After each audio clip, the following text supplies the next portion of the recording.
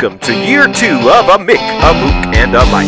Hosted by 4-time Emmy-nominated producer Frank Pace.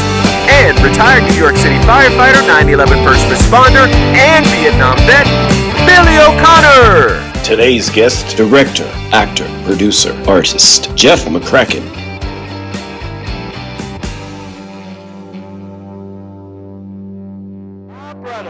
My brother Frank, how you doing today, pal? Hey, thanks for that soda bread.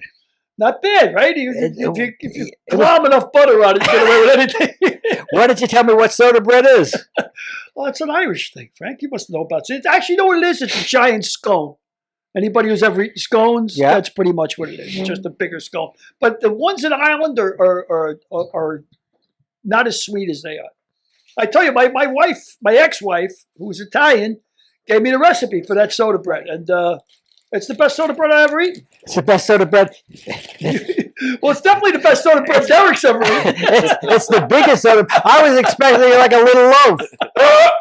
I do everything big, Frank. I'm big. I got a discus, for Christ's sake. Go big or go home. Yeah, that's another thing. You can spin it. but you don't want to get in the way of it. You want to move. Look at the weight on this. Holy shit. Yeah, it's a handy old yoke, as they say in Ireland. A handy old yoke. Well, today's guest is Jeff McCracken, an old friend of mine. He's a director, artist, writer, producer, actor. He's a great guy. I wonder how he missed musician. I mean, I got to ask him. He's such a renaissance. You know what? He may be a musician. He's amazing. I mean, I did the research on this guy. He's amazing. Yeah, well, about 10 years ago, maybe less, he discovered he was an artist, and he's doing some. I saw some of his work. Yeah, it's crazy. So he'll be on in a few minutes. That's great. As soon as we exhaust our preliminaries. As we exhaust our preliminaries. I see your buddy was in the news, Kathy Griffin. Fuck her. I thought I'd give you a jab with her. I knew that would come up. Kathy Griffin. She played the New York Times. She got a young writer who was writing for the New York Times, and she played her like a virtuoso. And that's what Kathy does. She tells people this sob story about how she was taken advantage of. She brought everything on herself, and she tells people that she was fired. All of those things that happened because she did it to herself. Yeah, I know. Well, you know what? And so now it's, whoa, me, the world is being so that takes a talent in itself, though, to be able to play people, right? I mean, she's got a great talent for that. And the article said she was worth $50 million, or that she had $50 million in the bank. Well, good for her. Does she? Wow. I don't believe it. Slow dance? I don't believe anything. I don't believe anything she says. Well, you wrote a nice chapter about her, and if these lips could talk, a nice toasty chapter, I might add, about your impression of Kathy Griffin and what she's all about. I told you that story about at Don Rickles' funeral. Larry Rickles, who's also passed, may he rest in peace, was a PA on Daddy Dearest. And Kathy, PA, you got a production assistant on PA on Daddy Dearest, and Kathy started playing up to him because she knew if she got close to Larry, she was her ticket to Don. So she used Larry to get to Don, and Don, was sort of he's nice to everybody, the nicest man I ever met. So at Don's funeral, Kathy Griffin was there. Now it was maybe 20 years after the show had gone off the air. So I saw her and I said, oh, shit. And you were the producer of that show. I was the producer of that show. So there's no way she doesn't know that. No. And I knew she didn't. So I said, oh, shit. I'll be a big man and I'll go say hello to her. Reluctantly. So reluctantly, I walked up to her and I said, hi, Kathy, how are you? She goes, excuse me, do I know you? So I gave her the benefit of the doubt. I said, yes, I'm Frank Pace. She goes, doesn't ring a bell. I said to myself, what am I? I said to myself, you fucking idiot, you fell for it. You turned into one of the old day lollipops, like in the cartoons where you turned into the old day sucker. Yeah. I said, Kathy, you know who I am. I produced Suddenly Susan with you for 5 years. And in that 5 years, I learned that you're not a good enough actor to pull this off. And then I walked away. Well, that's about the way you handle it, the way you should have handled it. Imagine working for 5 years with somebody and then pretend you don't know who the hell they are. And why? And why? What does that make you? What is that? Well, she got hers. So I don't wish anybody anything, but I wish if I ever did wish anybody something, I might wish it upon Kathy. I don't wish you any ill will, but I don't want any good winds to blow your way either. Yeah, she remarkably had COVID and got over it. The first people. Don't get me started. Don't get me started. Well, I had to get you started, Frank. I figured I'd give you a poke. I knew you'd have something to say about Kathy Griffin because of in the book. If Lips Could Talk, in the news. In the news. Yeah, well, that's the idea, isn't it? I mean, really, to stay in the news, try and stay pertinent, try and stay relevant. I wrote a thing about fame and celebrity in the book. Kathy has to be a celebrity. It's critical to her well-being to be a celebrity. She doesn't have a life if she's not in the news. So other people don't want to be in the news, but are still very famous. The difference between fame and celebrity. Rod Carew was very good at being famous, but he wasn't good at being a celebrity. So he withdrew from public life. As opposed to Pete Rose, who was famous, and he was very good at being a celebrity, so he courted both. I was talking to Derek Harris, of course, our third man in the booth. I was talking to Derek before the show, and it just happened to come up about how many times you walk into a lounge act in Vegas and you see this guy on a guitar or this guy singing, and you say, this guy's fantastic. How can this guy not be famous? How can it be? And reality is, like everything, there's two different talents. It's talent of having a talent and letting people know that you're talented. Right. And it's totally two different things, I mean, and, some people like me, their talent is luck. I'm always in the right place at the right time. And you're a hard worker, Frank. Well, you work hard. That too. I mean, I got to say, you're the hardest working son of a bitch I ever met. You work hard. You don't think nothing of 12, 14-hour days.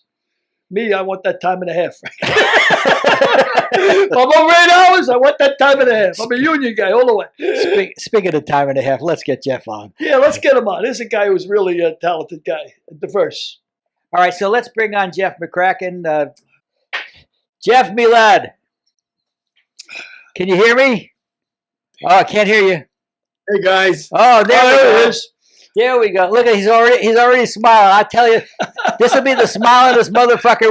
Good. We've ever spread the wealth. Radiate. We've ever had on. How are you, friend? I'm super, man. Great. Just really, really great. Yeah. Okay. And now you're meeting for the first time within 10 seconds, Billy O'Connor. Meet you, Jeff. Absolute pleasure. And Derek Such Harris. Such a pleasure, Billy. Such a pleasure. Very, very fine actor. Geez, I've almost known you now for 40 years. Is that correct, Jeff? Yeah. Wow. Why did you tell? I've read both your books, guys, and I have to say, If These Lips Could Talk is awesome. I love the anecdotes, and Frank, you laid it all out there for yourself, and it was really a great read. I really enjoyed it, and it's amazing. I didn't know you knew half the people you knew in that book, so it was a really fun read. And then Billy, dude. You are an amazing writer. I have to say, Confessions of a Gambler. It's like written Charles Bukowski with a dash of David Lynch. Oh man, that's high praise. Thank you so much. Coming from you, high praise. It was really awesome. And I have to say something. I felt like your father confessor. You wrote such an intimate way, and I felt like I was in the confessional with you. And I forgive you. I absorb you. I had one critic, a woman, say, she says, boy, you had a lot to confess. Well, Billy, you may not be aware of this, but because of Jeff, we got our book agent in New York, Julia. Oh, really? Yes. Oh, Jeff, I got so much questions to ask you. I mean, so many things that fascinate me. And playwriting, it really blows me away. I really want to know a lot about the plays you've written. I mean, how many of you have produced actually? Well, I've only written 2 plays actually, and neither one of them have been produced. I'm really new at this, at the playwright stuff. Well, you were just I've over done- in Ireland, weren't you? Yeah, I just came back from Belfast, where they're going to do my play over there, and that should be really fun. And then they're going to want to take it to London and then here. So I'm really excited about that. It was a labor of love. And which play is that, Jeff? This is called Memory of Convenience, and Right. it's about it's a reconciliation play between a father and a daughter who haven't seen each other for 20 years, and he was part of the Troubles, and she's the new generation. So it's a generational dynamic that's at play between the both of them. Are you in touch with your Irish roots? I mean, is that I am, Billy, what motivated the play? Well, I went to Belfast 40 years ago in 1980. It was 1980, 42 years ago. And I had just done a movie, and I said, I'm going to take a trip to Europe, and I want to see my relatives or where they lived in Ireland, because they lived in Northern Ireland and the Republic. And so I went over there and saw the church where they were all, parishioners of. Saw the Were they all brainwashed? Well, yeah. Billy was born in Ireland. I was born in Cork. I'm a recovering Catholic. Yeah, you and I both. Frank, are you Catholic? I am. Yeah, right. So why? It's the choir. Don't say choir. Don't say choir. A lot of those abused bastards were still trying to. So hey, I didn't have any problems with the priests. I got to tell you, I was going to ask you guys who your favorite mentors were growing up, and who influenced you the most in your lives. And the first one that comes to mind is Father Moosbrugger, who was a Jesuit priest at St. Ignatius in Chicago my freshman year. And I was living in the south side of Chicago, very dysfunctional. My dad had just left, and we had nothing. And I could have gone this way or that way, And Father Moosbrugger was there, and he read me the riot act, and he was like a leprechaun. He was literally like I think 5 feet tall. And he really put me on the right path. I tell you, it worked for him. So I all my experiences with nuns and priests were pretty good, I have to say. And you were a good-looking kid too. No kidding. So you escaped unscathed.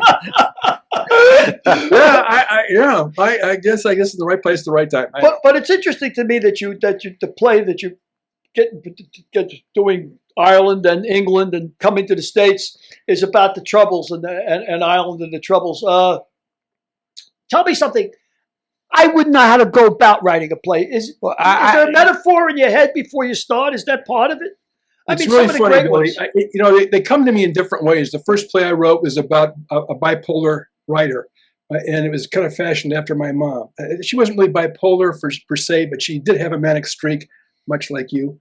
And I think that the dynamic that I gleaned from that was you're right from a personal point of view. And when I went to Belfast 42 years ago, I thought, oh, what's all this nonsense about Protestants and Catholics fighting and being discordant with one another? I'm going to go over there and just sit them down and end this nonsense. That's how naive and stupid I was. I had no idea how deep it went and how the history of everything in Ireland. And so I literally got my ass handed to me, and it was a violent, horrible place where kids were, in the war zone. And it was just, everything was a war zone. You had to go through 2 checkpoints, barbed wire, and the whole thing to just get into your hotel.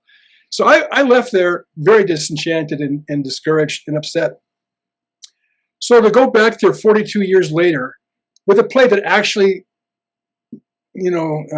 circles healing, is something that means a lot to me. And I couldn't ask for so the genesis of the play for me came about a short film I wrote about a girl seeking her father. And I thought, well, I'm going to set this in Belfast or set it here, but have the Irish Republican Army father, he brought his wife and daughter to this country 30 years ago to escape the Troubles, and also some of the things that he'd done.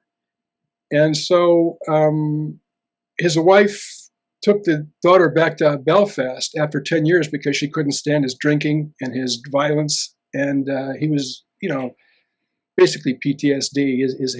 He was out of control. So she divorces him, takes the daughter back to Ireland, and he hasn't seen his daughter in 20 years. And the play starts when he's in this tavern in Kieran, Connecticut, and his daughters come to find him for several reasons. Wow, that's great premise. That's interesting. Great premise. So you were back in Chicago. Yep. How did two roads diverged into Yellow Wood, and you took the road less traveled by because you went to school to be an actor? Or how did your acting career come about? Like Billy, I was in the Air Force. It was later than him. I was in service from 71 to 74. Right behind me. Right out of high school then. Yeah. Well, what happened was, and this is crazy, I got nominated to the Naval Academy by Donald Rumsfeld. Well, he was my congressman. See, now I didn't know that. Whoa! Yeah. So it was bizarre, and so anyway, I actually got my letter of acceptance, and I got my bags packed, and I was also excited. And you go there for a summer orientation. I got there, and they had no record of me. And I'm like, excuse me, but here's my letter, and here's everything, and I'm supposed to be here. And they go, no, you're not. There's been a clerical error. You were not admitted. And I went, excuse me? And they went, yeah, first of all, your eyesight's not good enough, and your grades aren't good enough. And so, which they weren't. I was surprised I even got nominated. But anyway, so I had to go back to Chicago with my tail between my legs, and I had no college to go to in the fall. And so my draft number was, front and center. And so I was going to get drafted. Mine was number 4, by the way. Oh my God. I thought I won a lottery. I didn't realize I didn't realize I was dead man walking. But go ahead, continue. Oh man, no, mine was actually not too bad. I think it was like 100, 125 or something. And the chances of me really going to getting drafted, I think, was pretty nil. I think things were starting to sort of simmer down. I don't know, but Nixon hadn't done the pullouts yet. He was just going to start that in a year. So, but I like Billy, I was kind of lost, and I kind of felt like this would give me a way out of my dire circumstances, and so I thought, well, no, this is a good thing, and I can go to college on my GI Bill, and so I was going to join the Marines, and I was in the recruiter's office, and the Marine recruiter was out. He wasn't there. So the Air Force recruiter was, and he says, "Hey kid, you want to become a pilot?" I said, "I'd love to become a pilot. Are you kidding me?" He goes, "Yeah, you can fly, and afterward you get out of the service, you can have anything you want." Oh yeah. And I said, "Where do I sign? This is awesome." So I signed up to be an Air Force pilot, and I enlisted to be in the Air Force. So I got done with my basic training, and I got pneumonia in basic training, and I recovered from that. And then they gave me my assignment to be a weather forecaster. And I said, no. I said, excuse me, son. This is another. It's like I never read the fine print, I guess. They said to me, you first of all, you're too tall. You're 6'4". Your eyes.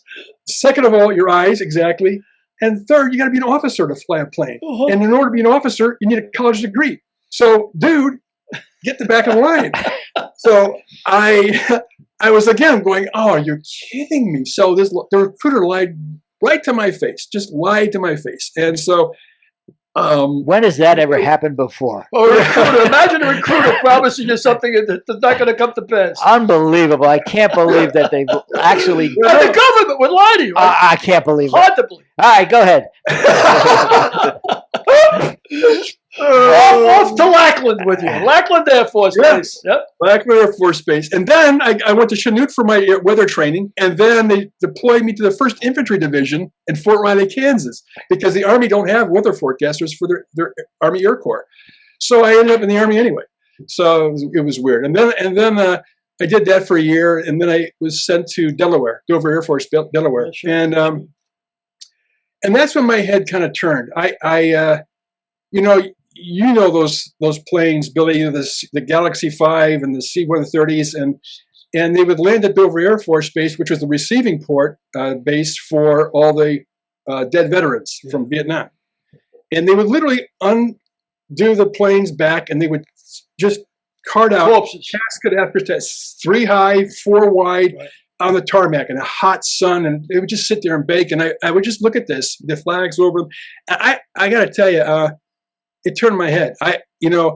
When I joined the service, I actually thought at that time that Kent State, the students had shot first. I mean, I believe the dynamics that the students caused the shootings, much like today's news. And so I kind of bought that.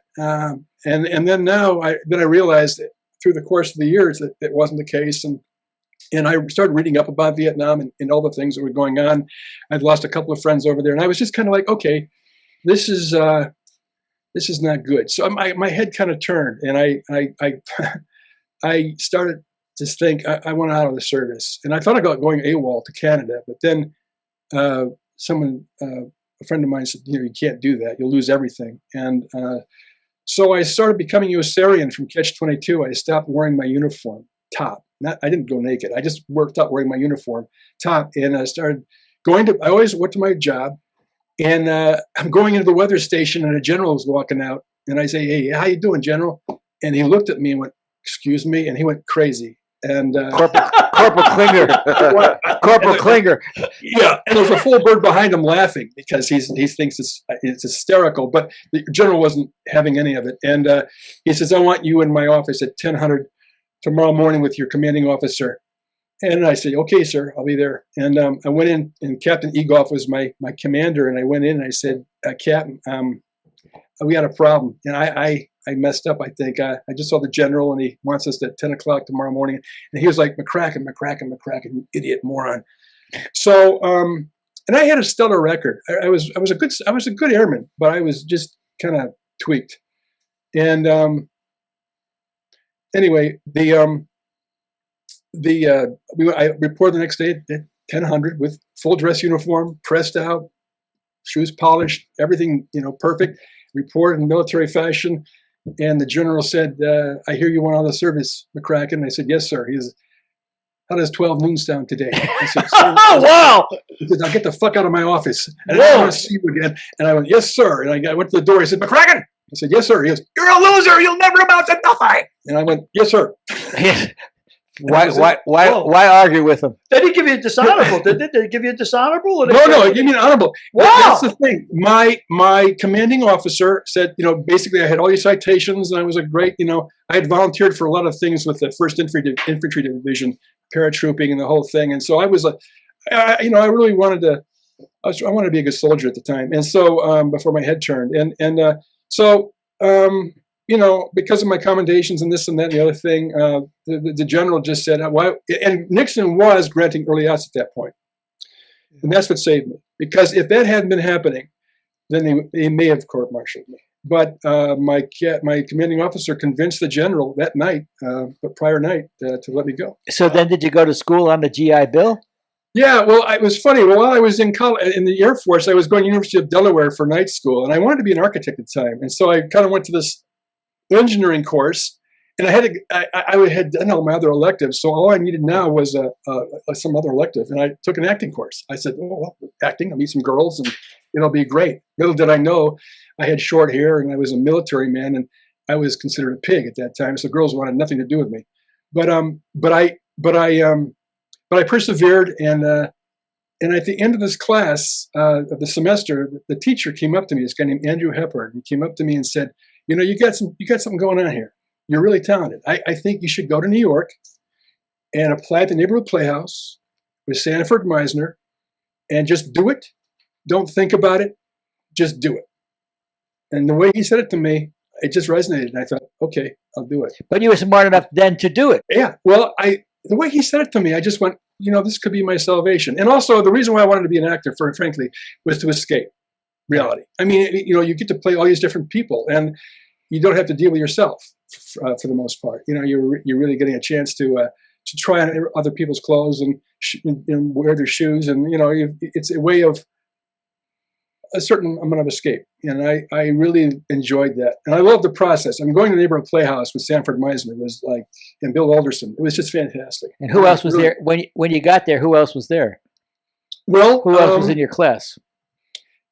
Well, Kim Basinger and Michael Nuri were in Bill Alderson's private class, which is where I went to after I quit the second year. It's a 2-year program, and I had it with the program, and I went to study privately with Bill Alderson, and that's where Michael Nuri and Kim Basinger were, and she was the sweetest. I haven't seen her in years and years and years, but at the time she was the nicest, sweetest woman I've ever, and most beautiful I've ever seen. She's really. And you ended up working with Michael Nuri, of course, on Bay City Blues. Exactly right. Which we'll get to in a little bit. But why don't you continue your journey toward Bay City Blues? I got a quick question for Jeff, real quick. When you said like you wanted to be an actor because you could be somebody else, you could escape who you are, that resonates with me because not being an actor, not knowing anything about acting, when you take on a role like that and you fail, let's say you have a lousy night or you fail, does it give you like a sort of like an excuse to fail because, that's not really me, that's the character I'm playing? I mean, can you fall back on that? Or no. I don't know. I'm just, No. I'm a perfectionist, and I'm also a control freak. So that's why I ultimately left acting, because you're just for hire. You hit your mark and say your line and get the hell out. But right. And then you're left in the hands of the editor or the theater. I love. I mean, theater is a process. The train leaves the station when you walk on stage, and that's it. There's no retakes. There's no let's do this again. You just go. And I love the moment to moment doing of reality in that space. But film, going on location and waiting for your scene and doing this, it just got too much for me. I'm too. Anyway. Well, let's talk about your career up to the point where you got fed up with acting, but you had a very productive acting career. So I was on Broadway, off-Broadway, Circle Repertory Company. That's where Marshall Mason and Lanford Wilson and Beth Hemley and these people in this company were just spectacular. And we read a new play every Friday afternoon, and then we would discuss it with the writer.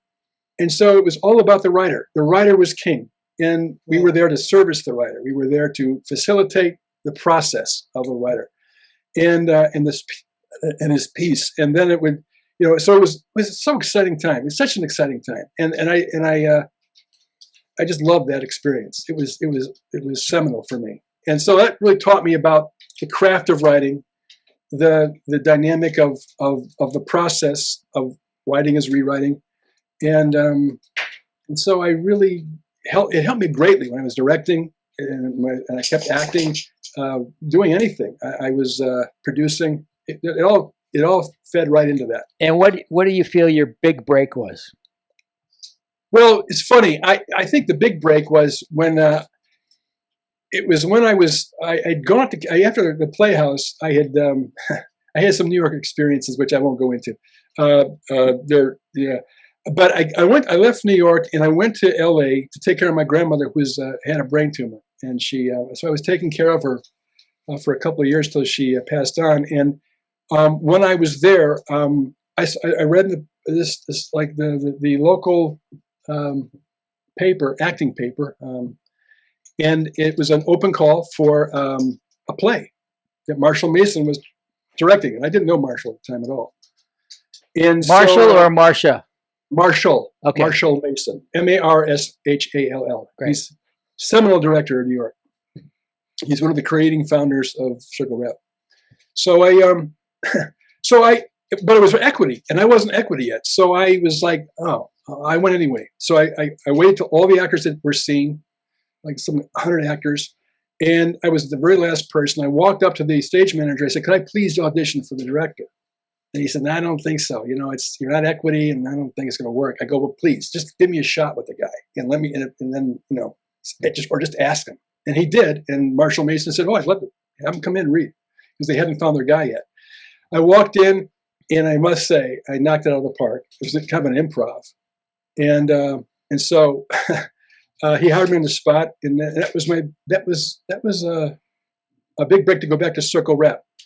And I got my dog here. What are you doing? Stop.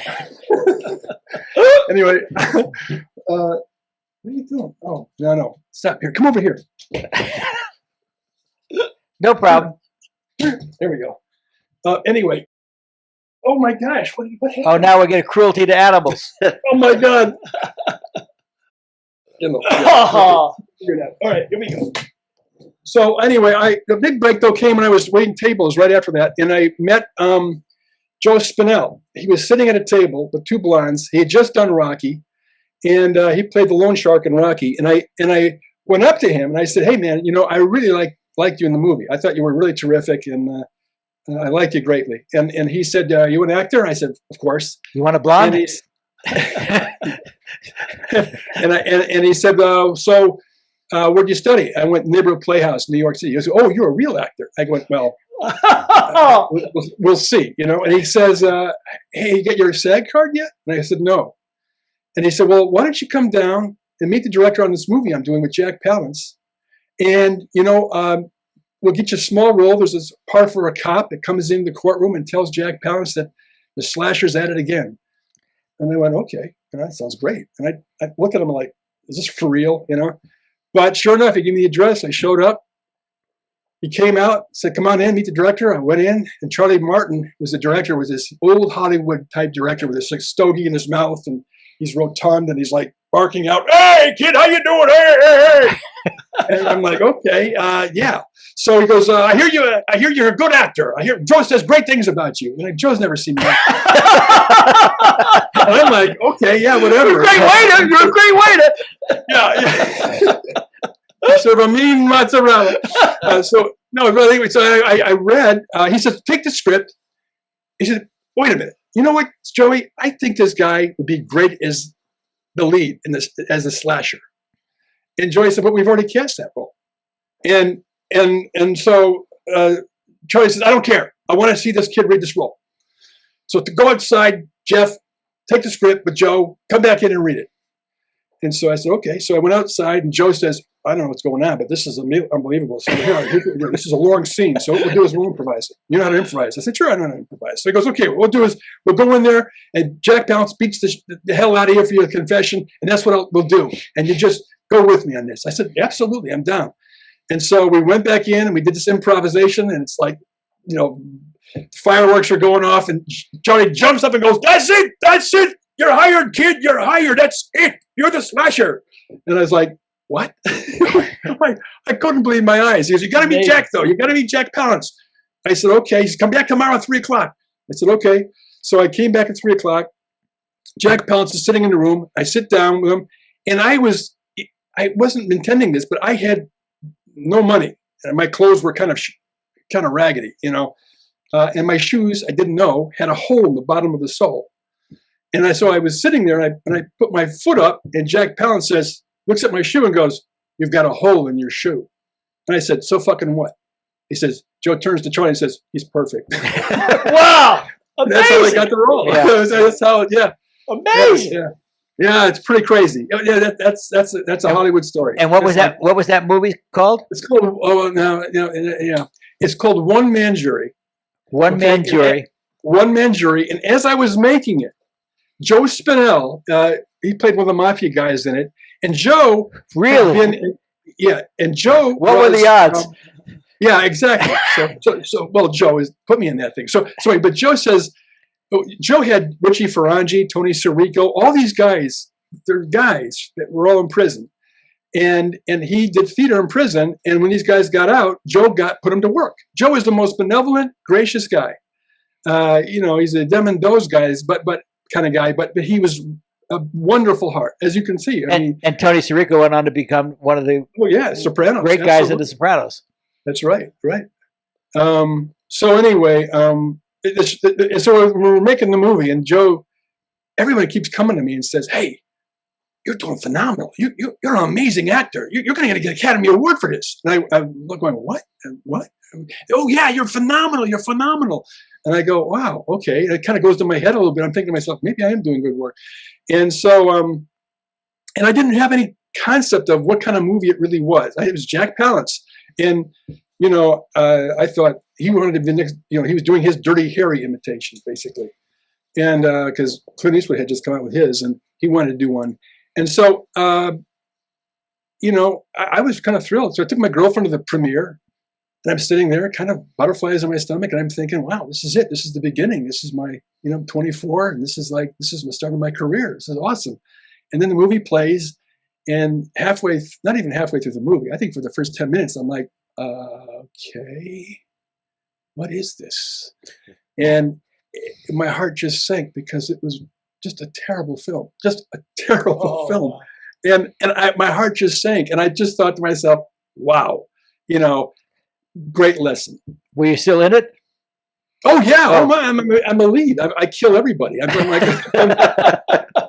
killed Carol Williams and Angela Tompkins, and it's crazy. So how did that lead to Bay City Blues? Well, gosh, Marshall brought me back to New York. He said, "Come back to New York and be a member of Circle." So I did that, and I was there 3 years. Met my wife, and had gotten married.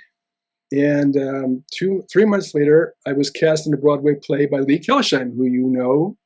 His wife is Julia Lord, who was our literary agent on If These Lips Could Talk. Yep. So it's like 6 degrees. I mean, anyway. But so anyway, we're doing this. And what was the name of that play, Jeff? It was called Breakfast with Les and Bess. Okay. Holland Taylor and Keith Charles, and Dan Ziske and John Leonard and Kelly Kipp. It's just a terrific, light, fun show. And we played at the Lambs Theater, and it was which was designed by Sanford White, a major theater, beautiful place on Broadway. Anyway, but so Steve Bochco heard about me, saw me in the play, and called me in and said, "Do you play baseball?" And I said, "I love baseball." He says, "Yeah, but I asked you, can you play baseball?" And I said, "Yeah, I can throw a ball. I can hit, yeah." And he said, "Okay, I want you to go out in the park in 2 days and play with this guy named Greg Hoblet, who's directing a pilot. And I want you to go out in the Central Park and throw a ball with him.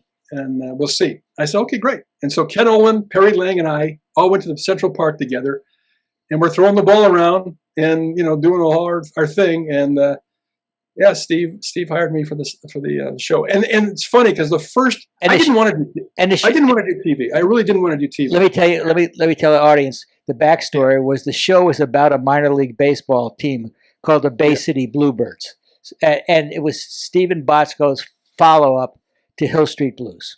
Right. So now continue the story. Well, actually, Hill Street Blues was still going on. Yes. But Bay City was this new creation with Jeffrey Lewis and David Milch.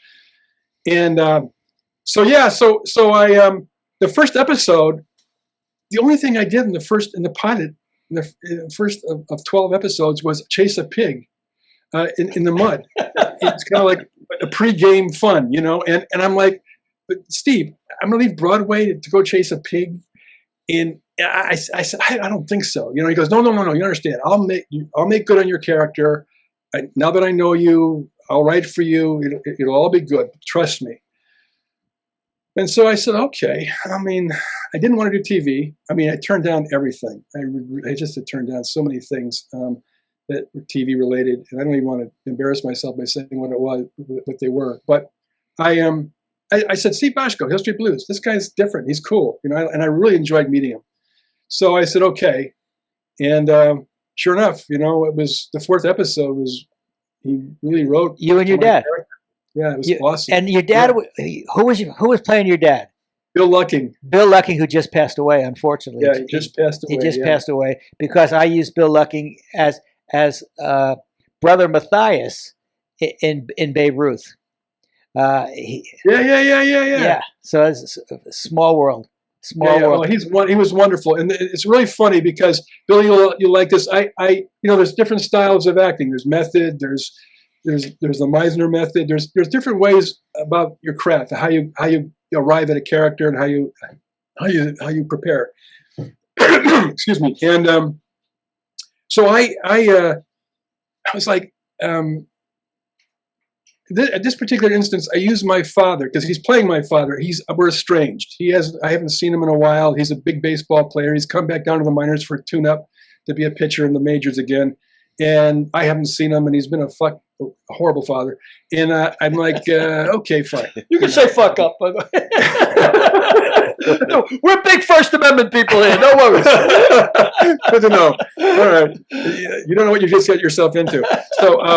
So I'm just kind of like, I used my father as the guy. And so the whole episode, I was really dour and introverted and held on to this angst that I was working out. And because my dad, when he abandoned us, I didn't see him again for like 10 years. And so I was like kind of like, and he was living in the same city even for most of it. I just couldn't believe that he wouldn't, it's one of those things. Anyway, so I was using that, and it really made Bill very self-conscious and upset. He's like, does this guy hate me? He must hate me. He won't even talk to me. You're a real actor. A real actor. He's giving me this stink eye. This guy, I mean, what's wrong? Did I do something wrong? And so I finally got to him and I said, hey, Bill, please. No, man, I love you. You're wonderful. And, please. And he says, okay, good. Well, let's show him how to do this. I go, you got it. Can you tell us, one way to do the cast of Bay City Blues would be for you to go through the lineup, starting with first base. That's me. Okay. That's first base. Second base. Okay, I don't know the positions. I know Julius Carey was played. I think he played right field. Right field. Ken Olin played shortstop. Ken Olin played third base. Third base. Okay, then Perry Lang was a pitcher. Barry Tubb was a pitcher. Barry Tubb was a pitcher who went on to fame in Top Gun. Top Gun, yeah, absolutely, yeah, Barry. Rodeo boy. Michael T. was in center field. Michael T. Williamson from Bubba Gump. Yep. Bernie Casey was a manager. Dennis Franz was a manager. Pat Corley was an owner. Who was one of Billy's favorites, Kevin McCarthy. Kevin McCarthy, what a beautiful man that he was. Oh my God, what a beautiful man. He was awesome. And who was he married to? Not Sherry, right? No. I think who was Sharon? Oh no, Sharon Stone was married to Pat Cassidy. Yeah, Cassidy, yeah, right. And Michelle Green was married to Perry Lang. Yeah. It was an amazing cast. It really was an amazing cast. And Michael Murray was the manager. He was. Bernie Casey was the Coach, DH. Right? Yes, designated hitter. That's right. Designated hitter, and Dennis Franz was the pitching coach before Beverly Hills Buns, which was before. That's right. He played bunts later in what the hell was that show? What was the show with Caruso? The big show. It was NYPD Blue. Yeah, NYPD Blue. NYPD Blue. Unbelievable. Yeah. Any stories from those days? Oh, well, I loved, let me just say that Mark Tinker, I love him. He was so gracious and wonderful to me. And Mark Tinker directed Babe Ruth for me. That's right. He's just a great guy. Yeah. God, what a great guy. And his father was Grant Tinker, who was the president of MTM, and it was his stepmother was Mary Tyler Moore. Yeah, his stepmother was Mary Tyler Moore. Yeah. Wow. Yeah. So you were actor, director, producer. But then you left. Yeah, I'm just a busybody. I'm ADD, Billy. Like you. It's like I looked at your book, and you're doing every different thing. You're like a fish swimming upstream. I love it. So, I get it. I totally understand your dynamic, and I get it. My thing is I'm just a control freak. So I kept searching for the way where I could have. The final say. Well, let me try to keep this interview on process because I got two guys walking, going wherever here and there. Frank, we're free thinkers. I'm trying to keep this thing on track. So after Bay City Blues, you went and did your own series. You got your own series called Hawaiian Heat, with Oh, Bob. why did you bring that up? That's horrible. Well, because I found a poster of it. That was the open shirt deal, right? That was the open shirt, show the chest hair, two hunks. Yeah, 2 hunks. Well, I don't know Yeah. how much of a hunk Ginty was, but That's funny because Shelley Winters was kind of laid into Bob about that. She goes, you should get some plastic surgery, and Bob was like, what? It's like crazy. But I have to say, I love working with Bob and Tracy Scoggins and Branscombe Richmond and Mako. They were the principal cast members, and the pilot was really good. I mean, I would say when I say really good, it was good. I wasn't saying it was spectacular. It wasn't on the par with Bay City or Hill Street Blues, but it was good. It was good fare. And and back in the day, they did the 2-hour TV movie as a backdoor pilot. And so I did that and not thinking it would go to series. I never had intention of doing another series. And then I get the call saying, yeah, it's going to series. And I go, oh no. And I said, okay, all right. I had a new baby. I thought, okay, this is good, I guess. And they're paying me good money. And all right, fine. I'll go to Hawaii, and do this. And so I'm on the plane with my wife, and I hadn't opened the first episode yet. And I'm reading it, and my face just drops because as I'm getting into the script, it's about me becoming a top volleyball player because somebody's killing the top volleyball players with exploding volleyballs. All right. Natural. Yeah, and I'm reading this going, and I'm riding a horse, and I'm on a motorcycle, and I'm surfing, and I'm like, what is going on here? And I'm living in a house with a bunch of stewardesses, and I'm thinking to myself, well, maybe that's not so bad. But again, I'm thinking, this is just, it's not good. So I got off the plane and called my agent, Sandy Bressler, and I said, Sandy, you got to get me out of this. I'm not doing this show. I said, I'm not doing it. He goes, you have to. You signed an agreement. You're done. You're in it. By the way, Sandy Bressler was also repping Dolly Parton at the time, wasn't he? I don't know about Dolly. He represented. I mean, Nicholson is his big client. Okay. They met when they were both in the Coast Guard, and he became Jack's agent for Jack's entire career. So that's all you need is one Jack Nicholson. You're gold. Correct. That's all you need. Yes. So I love Sandy and John Kelly. It was his partner, and I love them both. They're great guys. So when was the Robbie Benson movie Running Brave? Was that before was that before Bay City or after Bay City? Because Jeff played a great part in a movie that starred Robbie Benson called Running Brave. And who was Billy Mills? Billy Mills was the American Indian who won a gold medal in 68, 64 Olympics.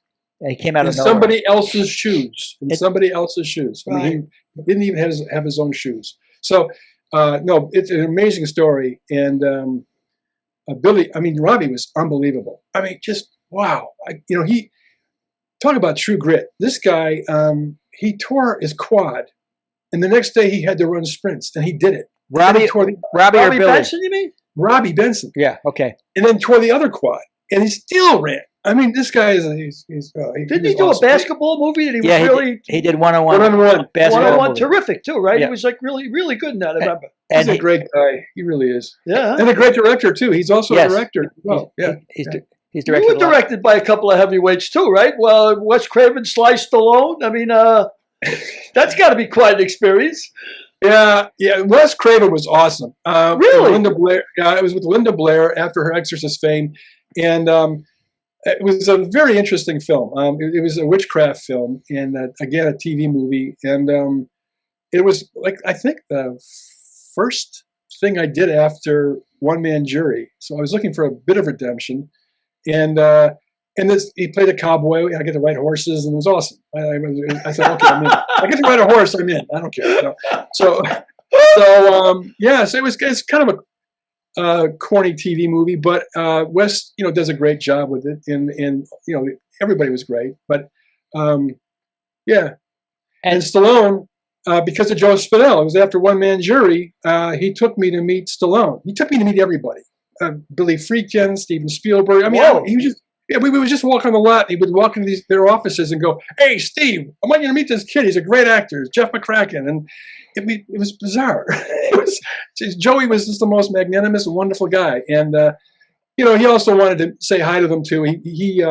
His good friend was Lou DiGiamo, the casting director. And his cousin was Frankie Pache, who was an actor himself. And he just was so generous with his and benevolent with people.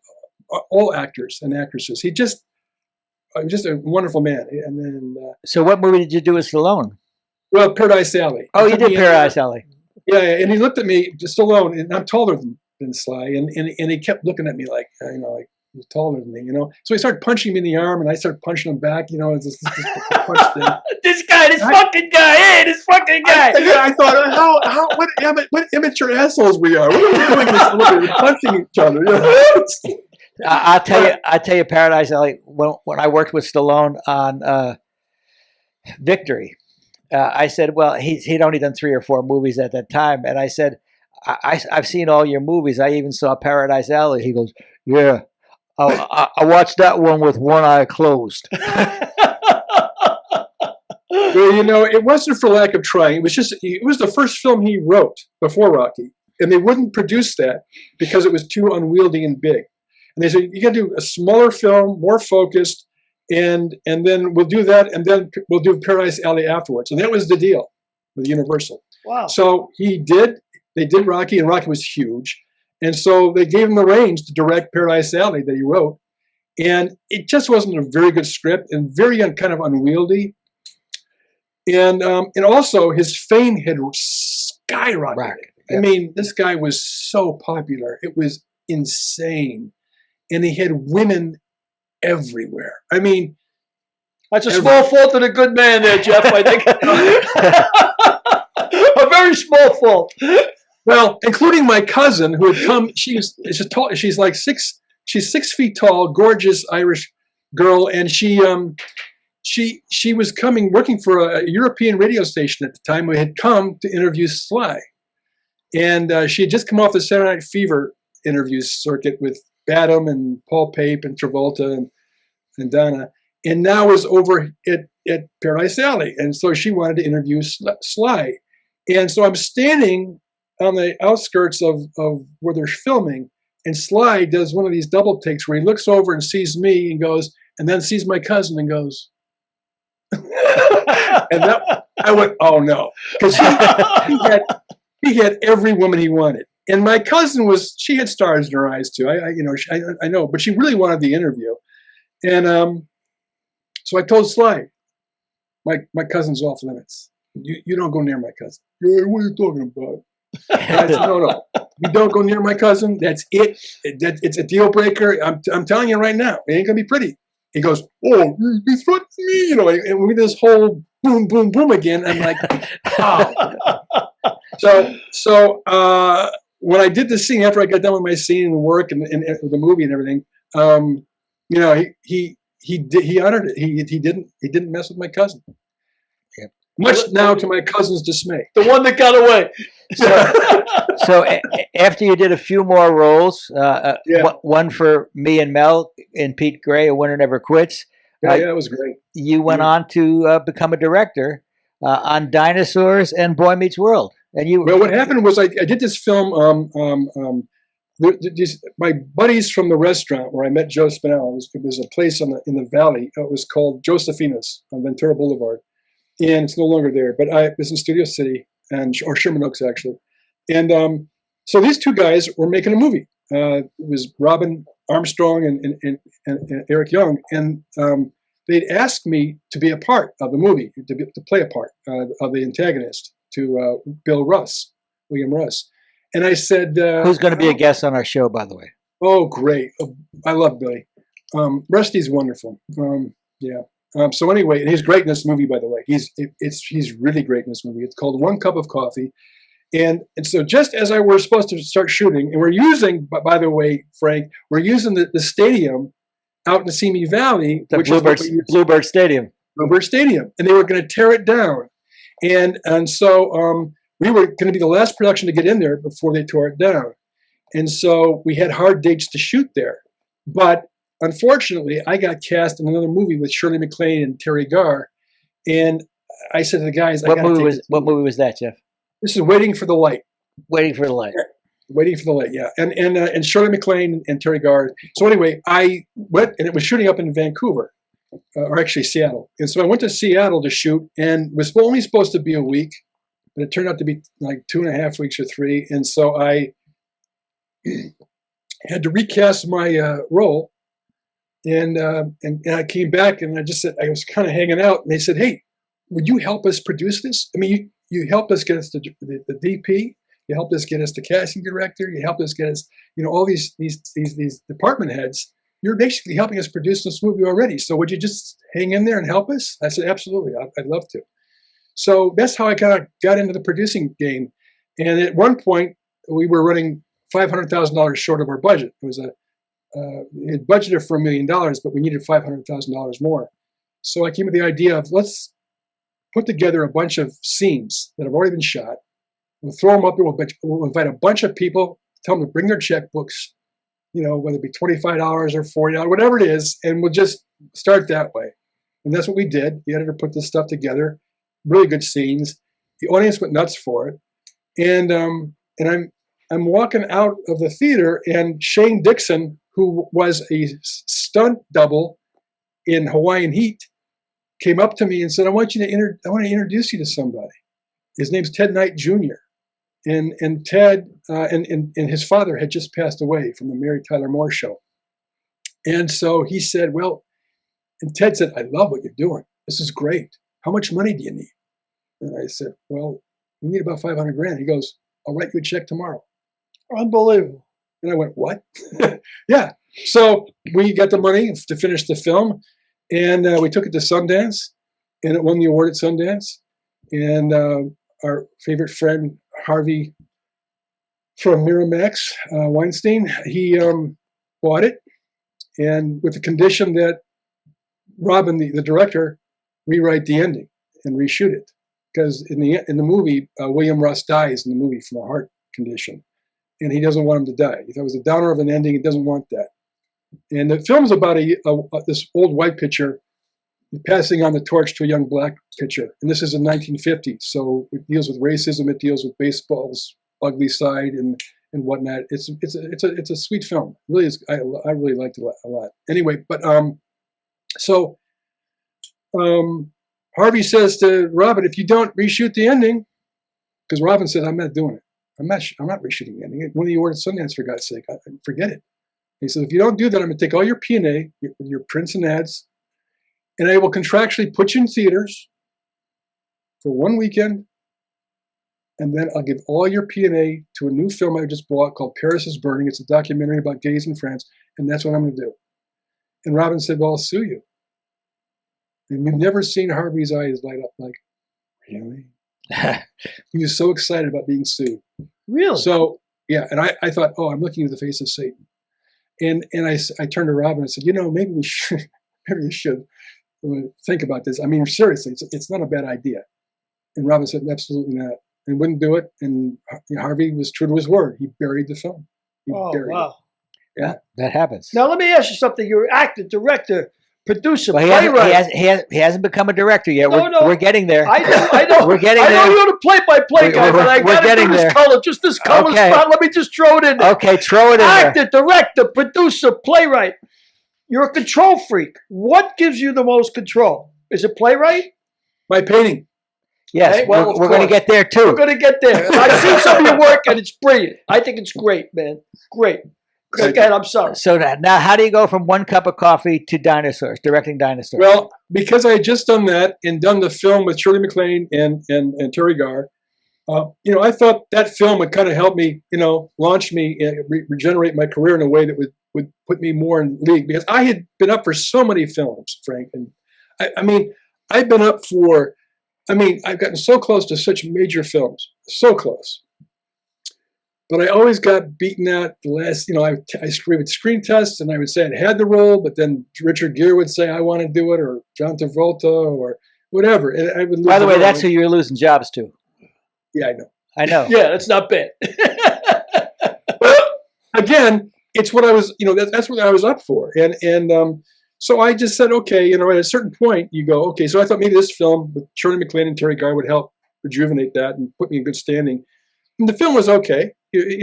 Chris Munger, the director, wonderful guy. And Terry and Shirley were fantastic. And it's a sweet film. Clancy Brown was in it. Vincent Schiavelli, great cast. Anyway, I didn't do really well at the box office. Clancy Brown, who just got killed in Dexter.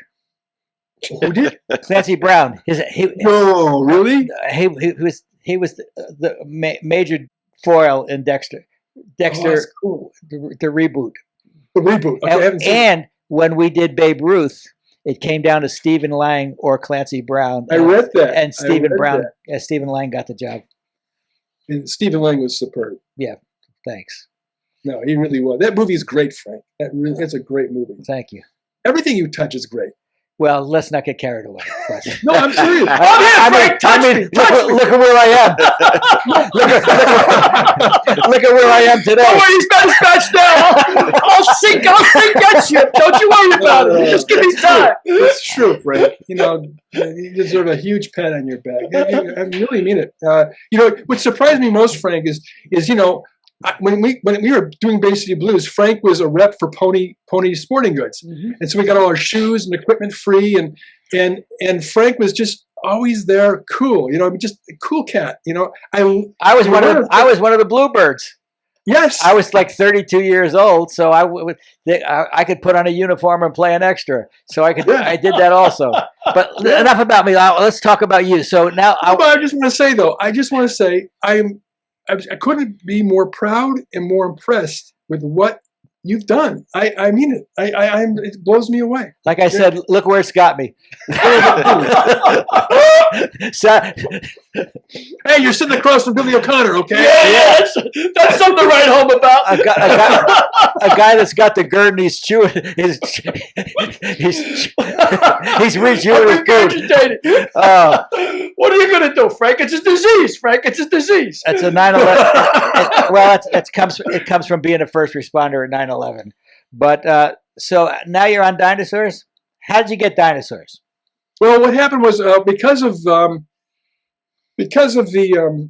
film that we won at Sundance, One Cup of Coffee. I had a friend from the neighborhood playhouse, Michael Jacobs.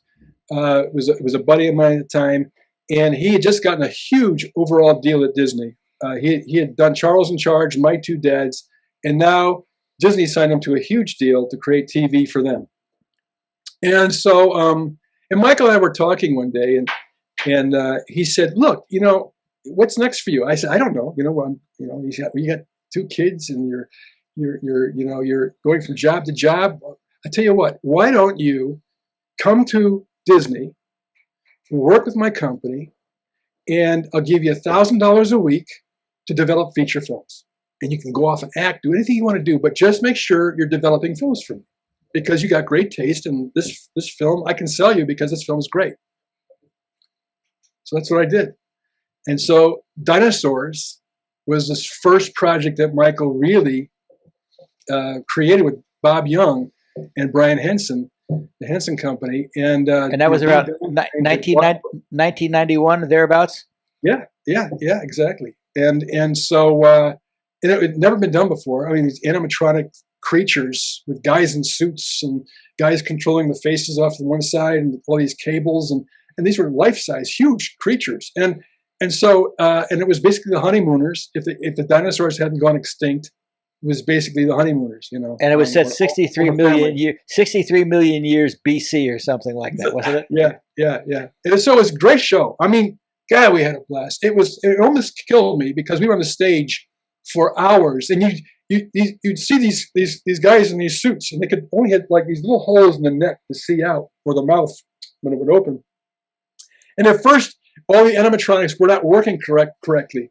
Like the character of Roy was a Tyrannosaurus Rex, and it had a long mouth, and it would go, like malfunction. And so Sam McMurray, who's genius, an actor, came in to do the voiceover of Roy, and we did it in reverse because of this. We shot the show first, and the people who control the mouths would do the dialogue and operate the mouths, and the actors in the suit would do the body behavior. So, and then there was a voice actor that would come in afterwards and then lay down, watch the image of these mouths and put the words in the mouth so it looked semi, accurate. And the thing with Roy, the Tyrannosaurus Rex and Sam McMurray, is he developed a stutter because it would malfunction. So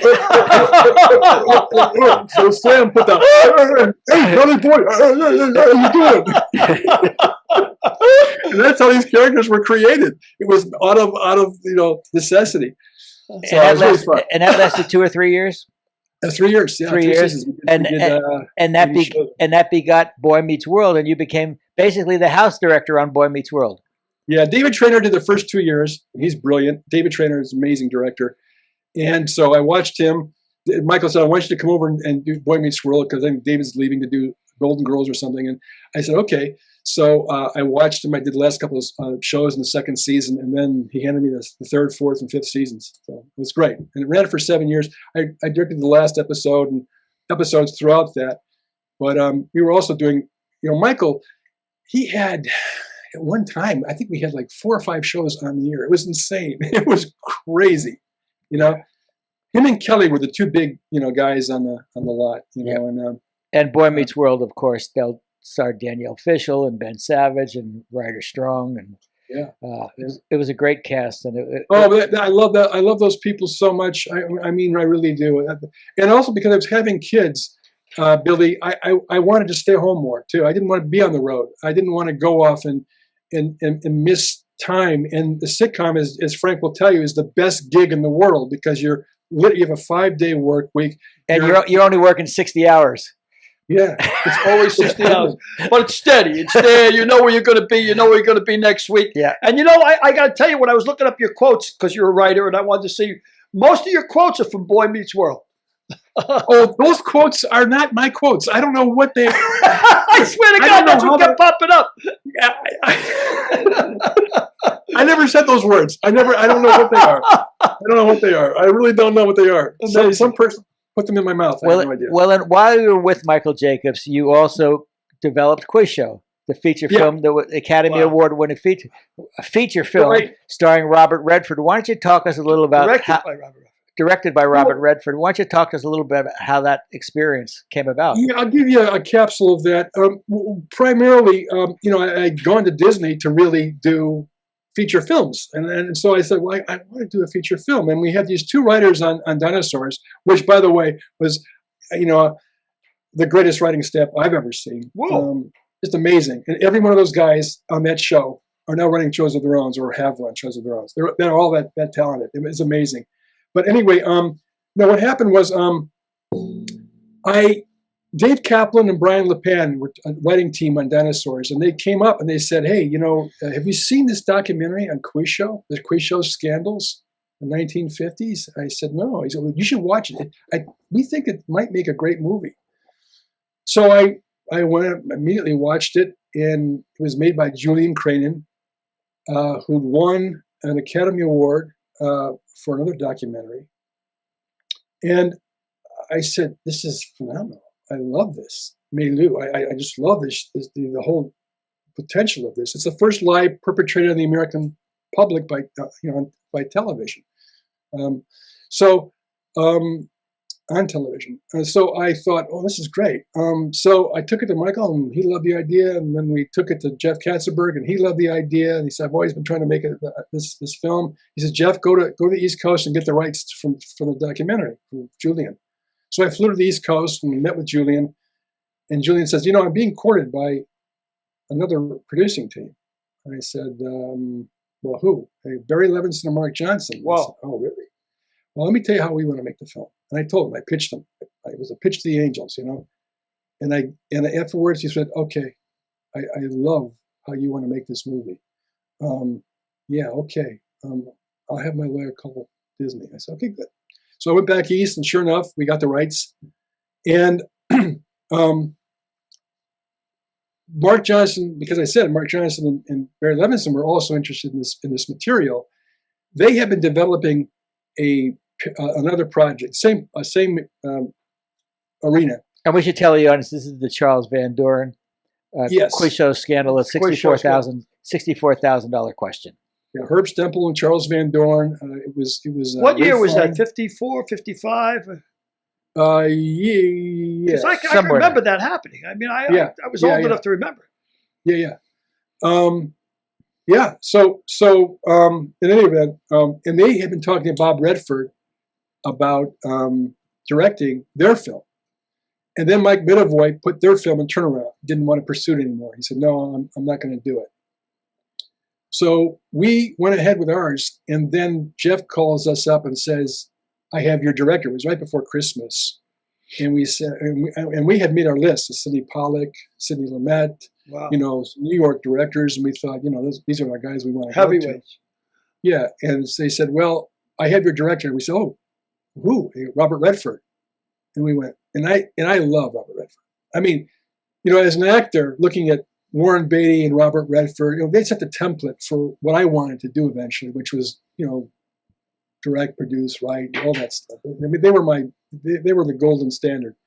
So to work with Bob Redford, I was like, you're kidding, really? And so we said, great. And then, so then that's what happened. And then Redford, we went to New York, and I was there for a short time. And then Bob basically said, if you're not doing anything on the set, then, Be off the set. Be off the set, and so I said to him, we started talking. I was bringing up some things and talking to all my buddies in the film, like John Turturro, Griffin Dunn, Chris McDonald. All these guys were guys I've grown up with in the business, and so I was talking to them about the history of this project and the characters, because some things were different in the script that Bob had taken license with, and I was kind of like not really happy. And Kathy O'Weir, the costume designer, she was there listening to me talk to the actors, and she said, you really should talk to Bob about this. And I go, I don't know if Bob wants me to talk to him about this. He seems very intent on what he wants to do. And she goes, no, you need to talk to Bob about this. And I go, okay. And so the next day I get a call from the producer. They say, Bob Redford wants to see you in his office or on the set. We're doing wardrobe tests. And I said, oh, okay. So I went to the set, and and she said, and he's not happy. And I go, what happened? And he goes, just be there tomorrow, 10 o'clock. So I went there, saw him. He saw me across the room, came over to me. He said, let's sit down. He didn't like me being taller than him. So we sat down, and he said, what's this I hear about you talking to my actors? And I went, oh, well, the guys I know, and we're asking questions. And he goes, I'm making the film my way. And I get, oh, I understand that. And I was very conciliatory and going, but Bob, you should know about certain things that you've got in the script that maybe you need to think about. He says, okay, let's meet at my office tomorrow morning, and we'll deal with it. And I said, okay, great. So I went to his office in Rockefeller Center, and I was there. Went there like for like every morning for like a week, and you wait for Bob. You always wait for Bob. But then when you get him, he's totally there and present, and we had great discussions. And then at the end, he said, "Okay, you can go home. I got it. Wow. I'm making the film." And I went, "Okay, And I told Jeff Kasselberg, I said, he's basically saying I should come home, and Jeff said, "Yeah, come home. Yeah, don't bother anymore." It comes down to Robert Redford or Jeff McCracken. Oh, please. Jeff McCracken's going home. Yeah, I get it. But I, the well was also poisoned by someone else about me there too. So there was a lot of politics involved as well. And I don't hold any grudges or because it's a wonderful film. I'm glad I was part of it. And I also learned a great lesson that, just because you're a producer on the film does not mean you're going to call the shots. Yeah. Or you're going to, make it the way you want it to be. So now we get to your artwork, unless Billy had a question. Just a quick question. The co-producer, correct me if I'm wrong, on that film was the congressional investigator for the actual. They used his writing as a template. They used his writing to give him a cover for making the story. Yeah. what happened? Really Richard Goodwin had nothing to do with it. Okay. Very Rob- often that's the case. Rob, and as Bob said to me, don't let truth get in the way of a good story. Yeah. And Goodwin he came to the party late. It was D.A. Stone, the District Attorney Stone, who did all the investigative work, and he was the guy that unveiled the whole thing. So it was to give the cover, more or less? It was like... Yeah, anytime a book, you option a book, Cred. That's where you do it, but often the writer's agent will ask for a credit of some sort, either an associate producer credit or a co-producer credit or a producer credit, because the producer credit, those credits don't cost them anything. So they'll just give the credit away. Just what really pisses me off about show business is the guys that really do the work, the Jeff McCrackens of the world, etc., they don't get as much money as somebody who just is given it's funny, Rick, an ancillary credit.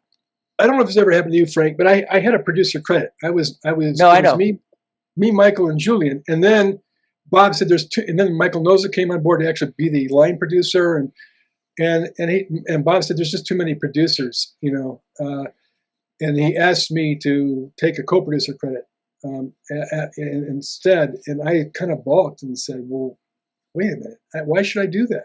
And so Kassenberg called me up and said, come to my office and we'll talk. So I went to his office and we talked, and he said, would you just do this for us? And I go, is Bob being that? He goes, yeah, it's an aesthetic thing. And I said, wow. What's in it for me? Yeah, and he said to me, you're the reason this film is happening. You're the reason this film is being made. There's no question about that, and we owe you. So what can we do? And I said, well, give me a green light on my next film. That's, I don't know what it is yet. I have some ideas, but you got to guarantee me that, you'll make it. And he says, look, we'll go through the process, and I guarantee you we'll make your next film. I said, all right, terrific. I'll have my lawyer call yours and blah, blah, blah. We worked it out there. And I went home and called my attorney, said, well, call Disney tomorrow and work this out, The next day, Katzenberg left Disney to go form DreamWorks. And he knew that. And he knew that. He knew that, without a doubt. He knew that, by the way. Without a doubt. So again, I got, it's like one of these things you learn in the biz. Yep. The stories happen all the time. All the time. A lot of backstabbing, a lot of. So when I was in New York doing Murphy Brown, Jeff and I reconnected. And he and his lovely wife Janet invited me up to his house in Connecticut, and I was astonished to find the most brilliant artwork that Jeff has. Sort of a talent you've uncovered late in life, isn't it? Well, it's interesting in terms of developing. Yes. Oh, I mean, when I was in the South Side of Chicago, my mom took me to the South Side Community Center to listen to Margaret Burroughs speak about painting, and it was amazing. She's an amazing woman, and it was talking about the injustice that certain painters were, representing, and the struggle in terms of race and culture in Chicago and in the world. And I just found her galvanizing, and I found that art had a purpose. It wasn't just about pretty pictures. There was something going on in these paintings that she was talking about. And so that introduced me to, then my mom got me into the Art Institute to take drawing classes to keep me off the streets, and I loved it. We used to do outdoor painting parties because my dad was an architect and my mom was a painter. So I kind of just, through osmosis, always second nature to me. And so after taking the drawing classes, it just stuck with me. And throughout my life, I've gone to it when I feel lost or need some sort of creative outlet, to ground me. And now that I'm, pretty much focused on just writing and painting, I can't imagine anything better right now. I tell you, your paintings are phenomenal.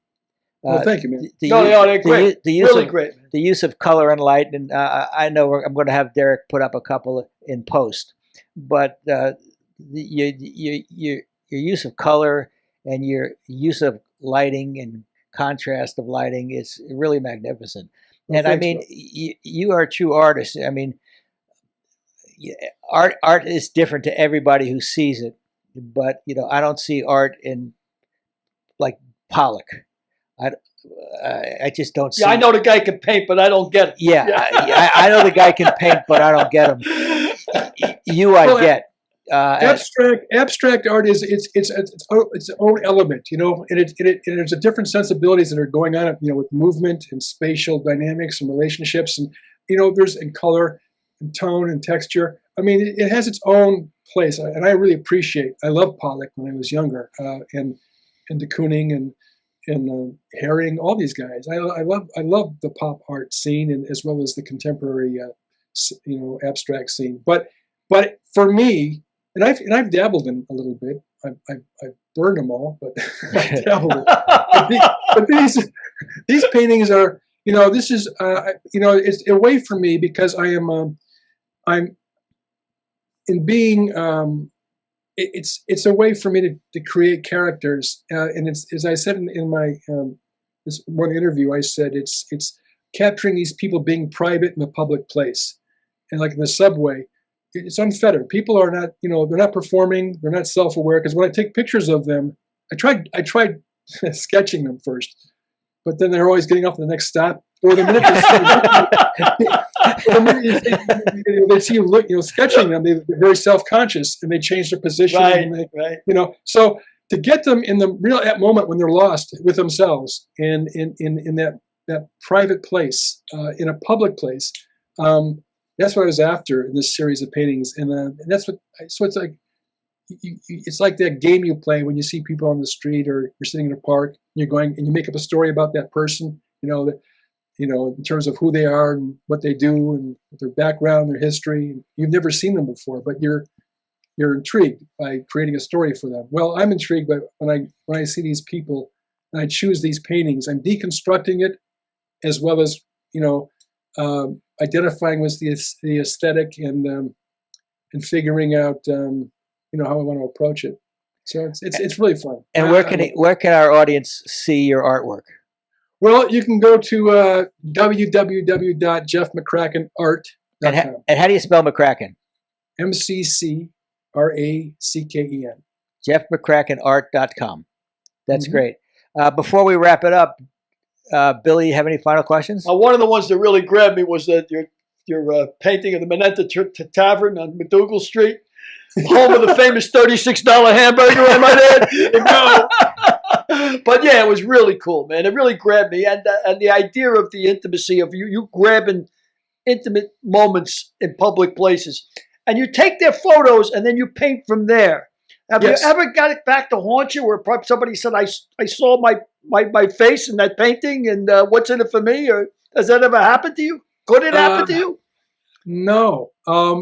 First of all, my art, it is available to see online now. But the people that I'm taking pictures of, I don't think they're art aficionados. Yeah. Didn't you want to ask Billy? Didn't you want to ask Jeff a question about why he didn't play a music? Oh yeah, I you grabbed it all. It shocked me you weren't a musician as well. Did you never play the piano or the French horn or something? I mean, it seems like you dotted every other I. If I hadn't gone into acting, I probably would have become a rock musician. I had a chance I had a decision to make with a buddy of mine. We used to create a lot of music together, and he was an Eagles fan, and he could play every lick. He was really talented. His name was Carpenter. And he really tried to convince me to start this band. And half of me wishes I had, but then the other half I go, no. So you did play an instrument? Well, a guitar, yeah. Well, that's an instrument. That's legit. It is. But I don't, no, but Billy, I don't play. I don't know. No, I don't play. I dabble in piano and guitar, but I do not play. Jeff Goldblum, he plays. He's very good. Really? Oh yeah, he's a jazz pianist. He's very good. Jeff's a great guy too, by the way. But I don't play. Final question: how would you like to be remembered?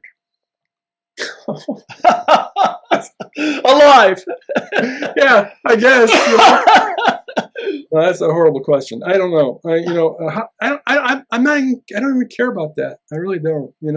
As Christopher Walken said, he has this quote where he says, "In several generations, nobody's going to remember who you are. So what difference does it make? Live your life for today, and that's it. Don't think about that. I think the major stars, like Cary Grant and people like, they are forever emblazoned on the celluloid, and you'll always know who they are, or great historical figures. But someone like me, it's just that I'm enjoying life. And I read this book by Eckhart Tolle, The Power of Now, and it's just about staying present. This dog does that for me. I tell you, this dog makes me present, and I love that. It's just, they don't look in the future, they don't look behind. It's just all about right now, being present, connected to you, and that's what I love.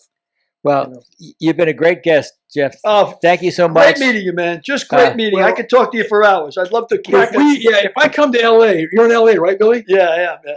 Well, the three of us are going to go to dinner. I'm taking you guys out. I'd love that. I'm not done with you yet. I love it. I love it. I would be delighted to pick your brain some more, man. It's been a real pleasure for me. Thank you so much. And give my love to Janet.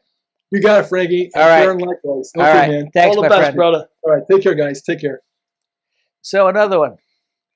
Yeah, man. You're pulling these guys out of your hat, and they're just terrific. Just one after the other. This guy was just great. A great interview. And, I didn't even get to ask him so many questions, especially with Quiz Show. Just working with Paul Scofield. Scofield, to me, was a monster actor, a man for all seasons. Right. He's just, he's iconic. And then Well, like he Ray said, Fiennes, too. Ray Fiennes is... like he said, he came up with all those guys in New York. He worked with all of them, Turturro and to John Turturro, another guy, a real, I guess... the Pacino's De Niro school of acting, like real, raw, there, Yep. But you've worked with so many greats too yourself, and now I'm working with you. Well, there you go. And how low can you sink? And Derek. Well, I don't want to put Derek on your level. It's funny. He was mentioning how the recruiter in the Air Force told him, you're going to fly, you can do this, you can do that. I got into the Air Force. They told me, listen, you qualify your tests across the board. You can be anything you want. No problem. So I went to my career decision, and they put up like 70 different job choices. And they said, well, these are all available to you because, you scored so high on the test. Oh, but it says here you're colorblind. Oh, okay. So that eliminates 35 of them, right? And then they said, wait a minute. You weren't born in this country. You're not a citizen. You weren't born, you're a naturalized citizen. Yeah. Oh, then you're a security risk. And they eliminated 33 more of them and left me with forklift operator and data processing machine operator. And I didn't even know what data processing machine operator was, but I knew what a forklift operator was. And I said, well, okay, I'll take that. I was down to 2. Yeah, and you didn't take forklift operator. No, you can do anything you want. Anything. Well, you know what you can do? Say goodbye. Say goodnight. Goodbye. Goodbye, Derek. Goodbye, Frank. And thanks for tuning in, as always. Read Combustible, read Lamar's Gamble, read If These Lips Could Talk. Read anything. Read anything. Dictionary. Read anything. As long as you're reading, you're alive. That's exactly right, Frank. Yep. And thanks again for looking at it. We appreciate it. Next week's guest, actress, Growing Pains, director, A Million Little Things, Grey's Anatomy, High School Musical, Joanna Kearns.